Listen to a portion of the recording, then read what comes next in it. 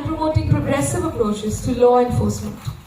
Through his work and outreach, he continues to inspire young citizens to view public service as a meaningful path toward building a stronger society. Please join me in welcoming Shri IPS Mr. Pankaj Deshmukh sir with a round of applause.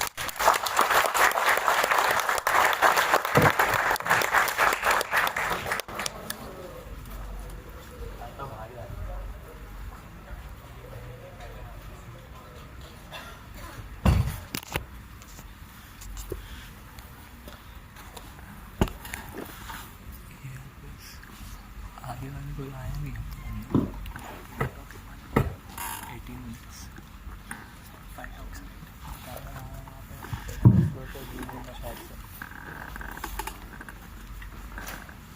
Second speaker है कौन बता दीजिए. I once again request everyone to join me in welcoming sir on stage with a round of applause.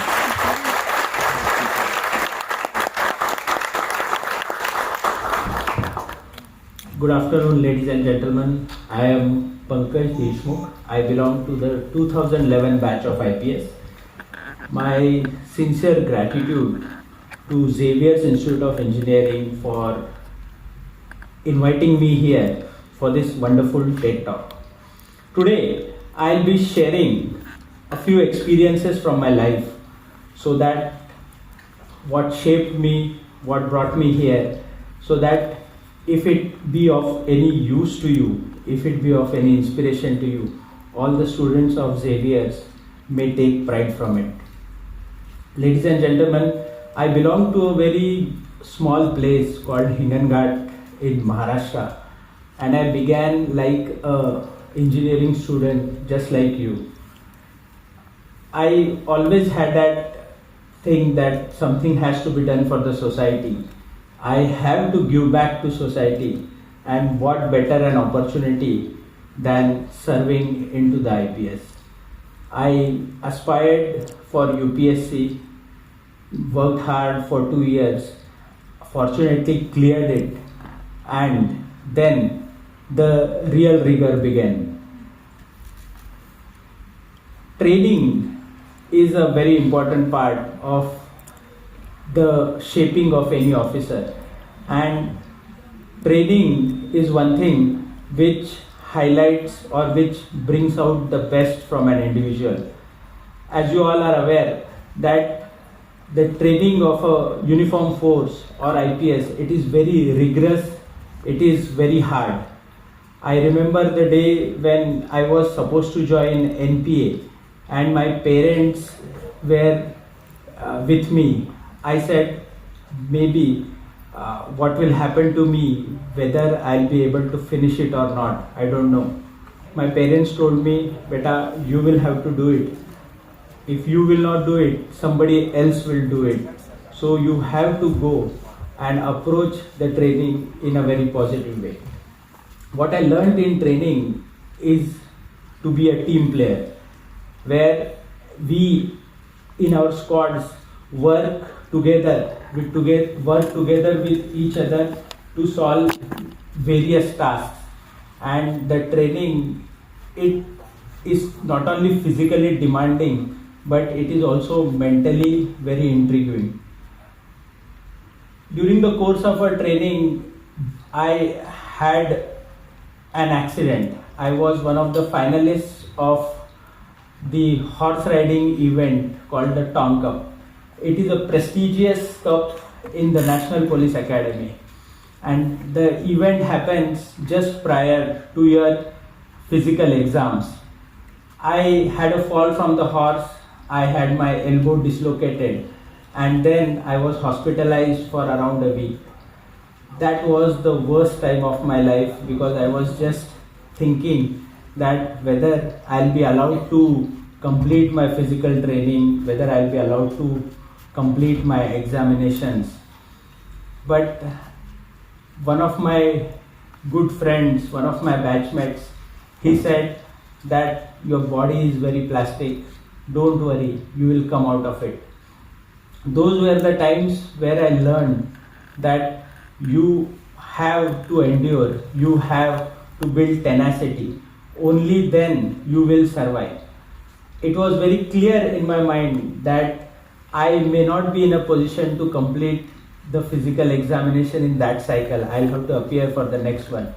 So I started focusing only on my written exams, and fortunately I cleared it. The experience showed me, or what I learned from that experience, in that be in the present. The bridge which you are supposed to cross now, cross that. Don't just think about what is going to happen in the future. Fortunately, in the next cycle, in the next year, I came back, appeared for my physical exams, and I cleared it. Training also taught me an important aspect, which is interdependence. Training taught me the importance of teamwork. Policing, as you all know, is majorly a team effort. A single individual cannot survive. It is always a team effort. So, the aspect of team building, the aspect of teamwork, coordination, all that shaped my personality, and because of training and because of the ability to work in team, we can lead multiple operations and multiple teams. One important aspect which I wanted to talk today, it is the concept of adversity.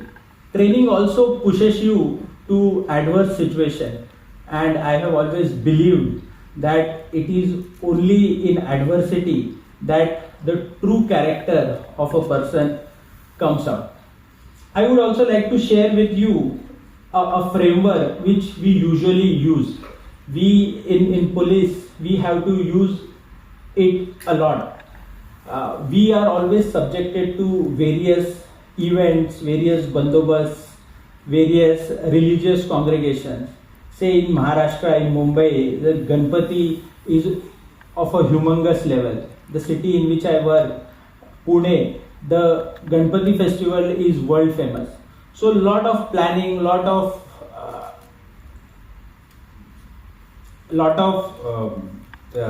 planning and coordination is required to plan for such events.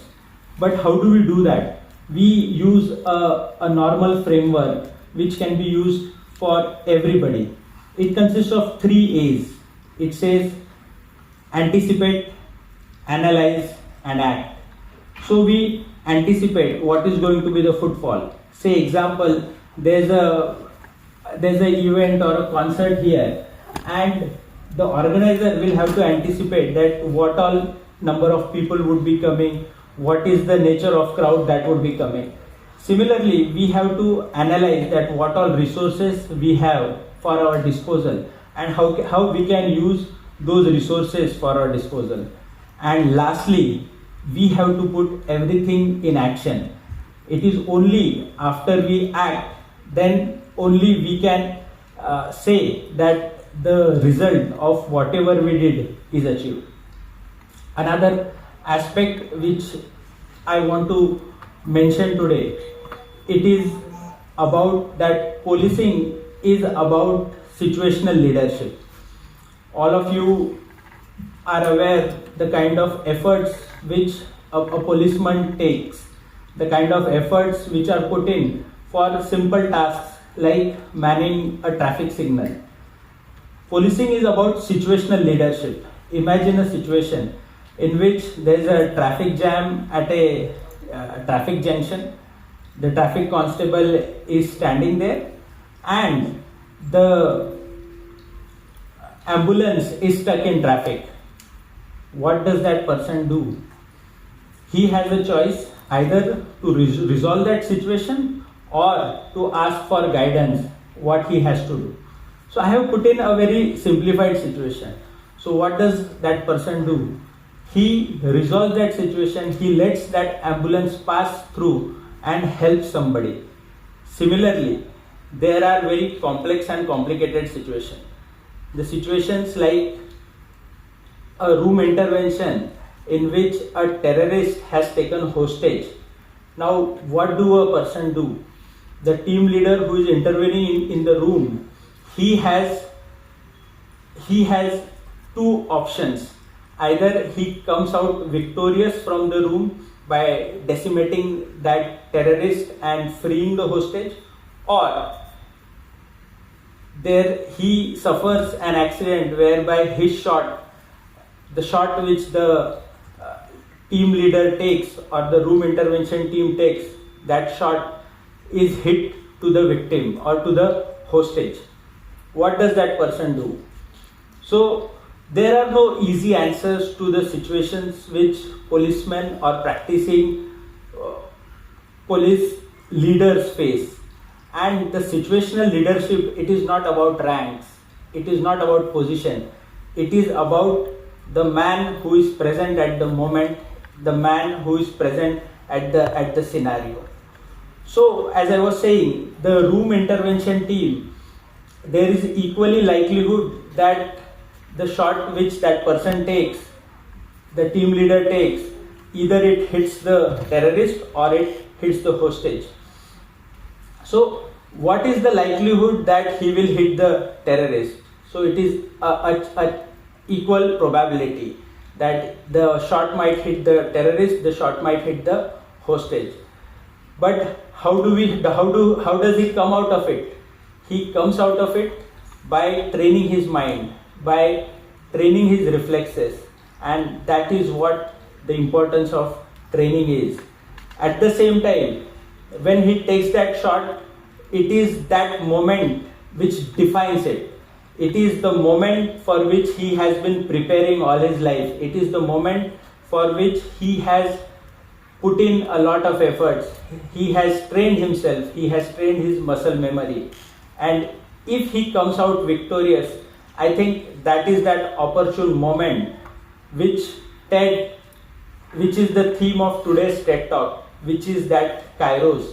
And I think it is for all of you to start preparing to go into the field in which you want to work.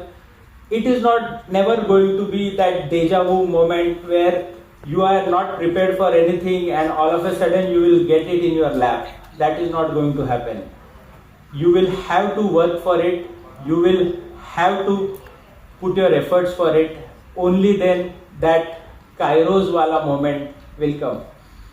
To end my talk, I would like to tell you, if all of you would have seen that movie called F1, in which the character Sunny Hoyes, he is riding towards the finish line, and when he rides towards the finish line, he says to himself that he cannot see anything, he cannot experience anything. It is those moments of fulfillment which he experiences. Now, how does he come to those moments of fulfillment? He has put in his entire life. Only after that he has reached those moments. Imagine what Hillary would have felt when he would have climbed the Everest. He would have felt that sense of satisfaction. And that sense of satisfaction, that Kairos moment, would have lasted for few minutes. But to achieve that, he would have put his entire life. Ladies and gentlemen, thank you so much for inviting me here. Jai Hind, Jai Maharashtra.